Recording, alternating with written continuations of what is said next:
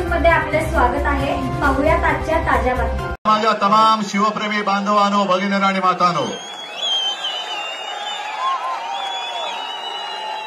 म्हणायला तयार नाही। आता येताना ज्याचा उल्लेख नाना आपण केलात, प्रश्न विचारला की शिवद्रोही मंडळी आज रस्त्यावरती उतरलेत आपल्या विरोधात, आणि ते असं म्हणतात की तुम्ही म्हणजे आपण राजकारण करता आहात। मी म्हणेन ते करतायत ते राजकारण नाही तर ते गजकरण आहे। शिवसेना प्रमुख जे नेहमी सांगायचे की हल्ली राजकारण म्हणजे गजकरण झालेलं आहे, खाजवत बसतायत, खाजवू दे त्यांना, पण या चुकीला माफी नाही।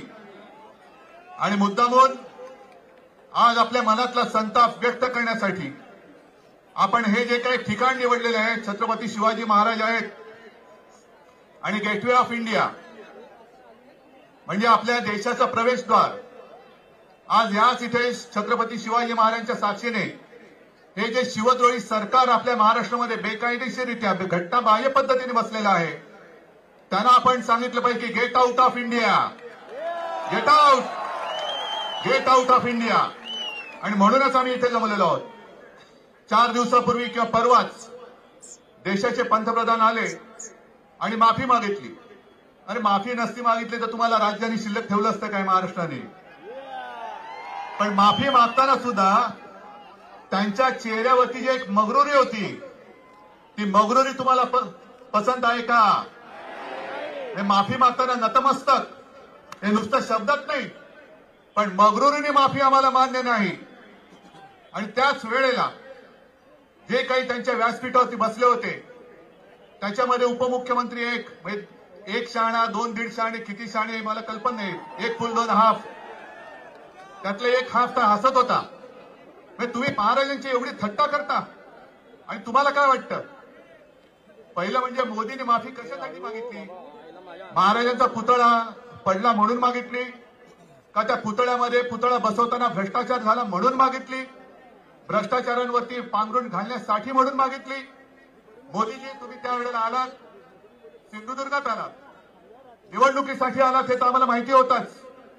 आम्हाला एक वाटलं होतं, अभिमान वाटला होता की आपल्या देशात पहिला प्रथम नौदल दिन माझ्या महाराष्ट्राच्या किनारपट्टीवरती साजरा होतोय, दिमागदार केला होता। पण त्याच वेळेला घाईघाईने भ्रष्टाचार करून महाराजांचा पुतळा बसवण्याची काही गरज नव्हती। आणि मी काल परवाच जे म्हटलेलं आहे, निवडणुकीच्या वेळेला जे मोदी म्हणत होते की हे मोदी गॅरंटी आहे, हीच ती मोदी गॅरंटी, जिथे हात लावेल तिथे सत्यानाश होईल। आणि माफी तुम्ही कोणाकोणाची मागणार? महाराजांचा पुतळा कोसळला भ्रष्टाचाराने त्याच्यासाठी मागणार? तुम्हीच ते निवडणुकीसाठी म्हणून घाई गडबडीने राम मंदिर उभं केलं ते गळतंय म्हणून तुम्ही मागणार? घाई गडबडीने संसद भवन उभं केलं ते गळतंय म्हणून मागणार?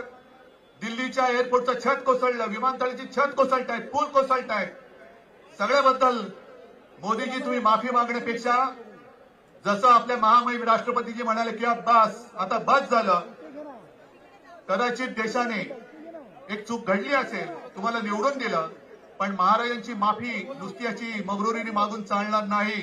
हा शिवप्रेमी महाराष्ट्र आहे, हा महाराष्ट्राच्या आत्म्याचा अपमान केलेला आहे, महाराष्ट्र धर्माचा अपमान केलेला आहे, आणि महाराष्ट्र कधीही शिवरायाचा अपमान करण्याला माफ करत नाही, करणार नाही, हे दाखवून देण्यासाठी आपण इकडे जमलेलो आहोत।